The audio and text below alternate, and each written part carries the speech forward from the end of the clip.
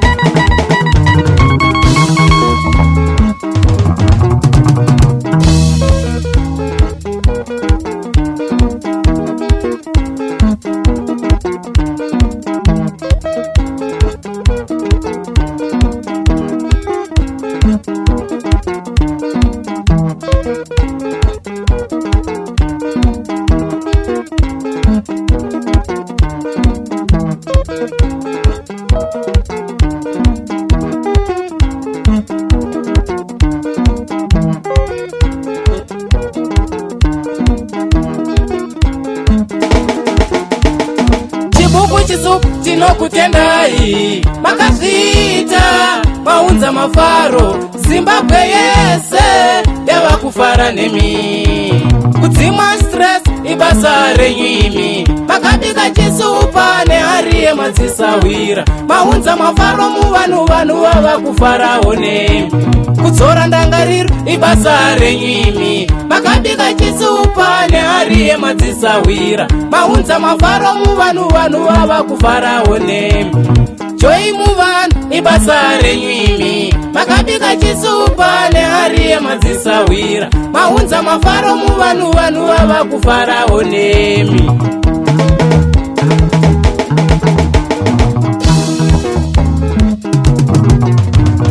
Chibuku chisupa tinokutendai. Makazviita maunza mafaro, Zimbabwe yese yava kufara nemi.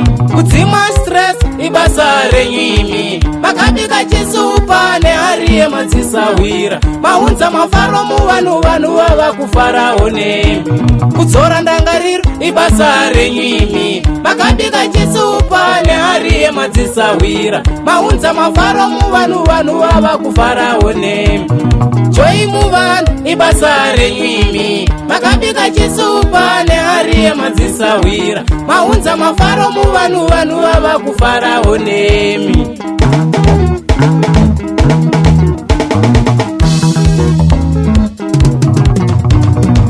Chisupa chisupa munyika yese.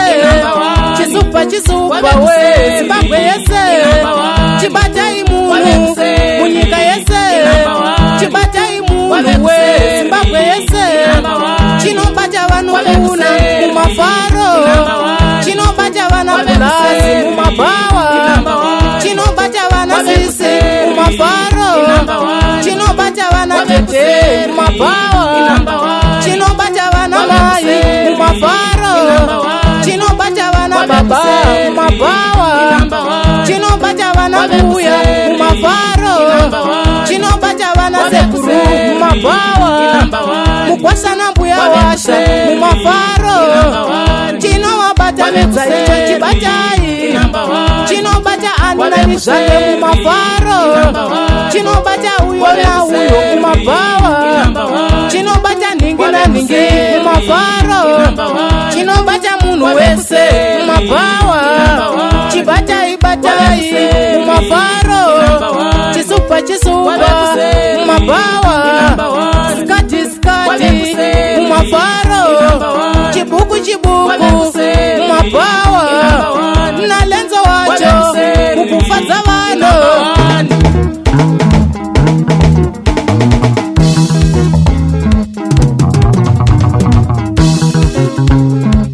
Hai super chibatai vabate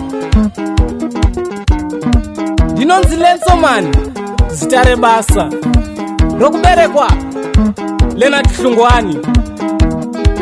Ndinobva kunoi kuchikombedzi kumachindu kutomeni express Kawani.